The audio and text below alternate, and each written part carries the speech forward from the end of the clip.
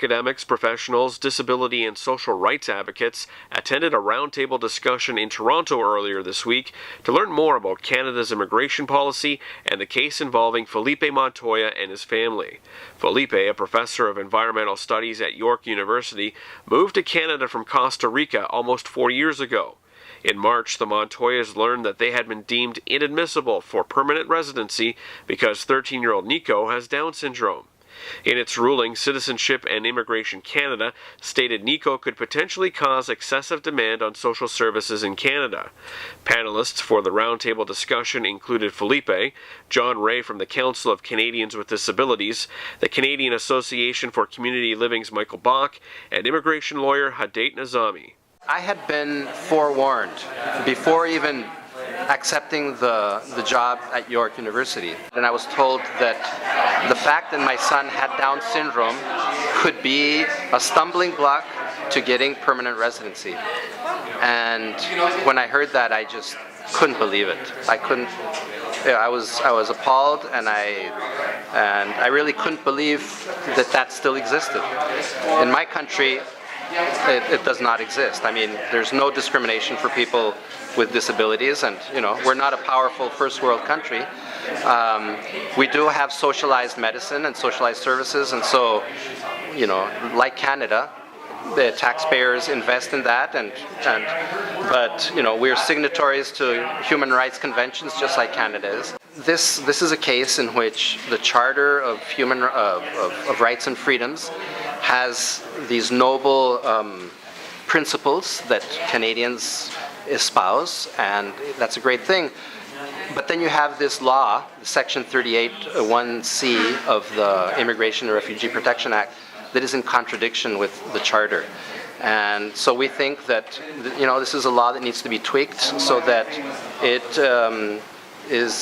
corresponds to the greater spirit and the greater values that Canada espouses.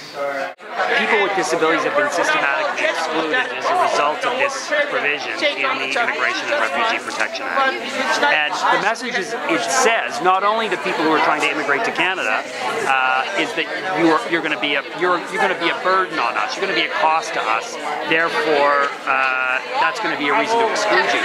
The fact that it's in a federal statute in Canada sends a message to people with disabilities and long-term chronic care conditions in Canada that you're a burden on society.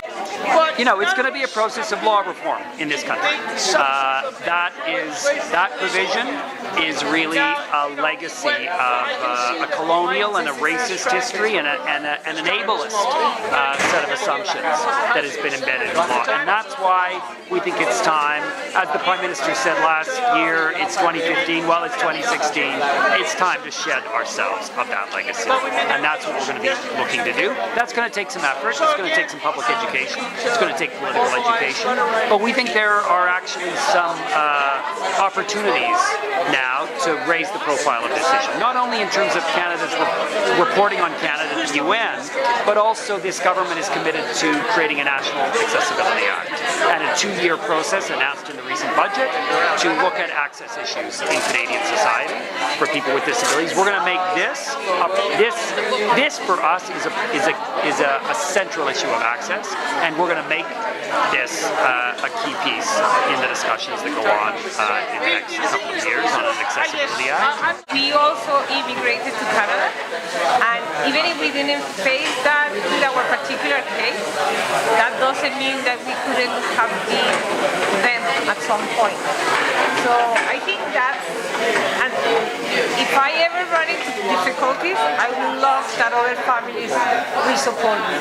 And I think the support from families is very important when we are doing a fight and the one that they are trying to stop. We've had, incredible support around the country. It's been, I would say 99% has been, supportive. I've had people offering to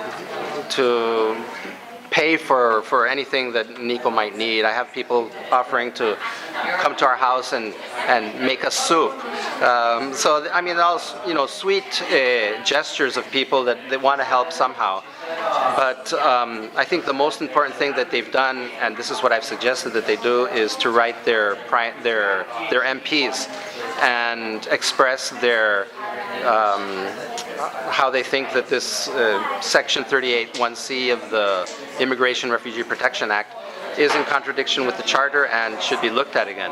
So that is the greatest support that we and the issue itself has received from the Canadian people. In Toronto, for Community Living Ontario, I'm Ron LaRoche.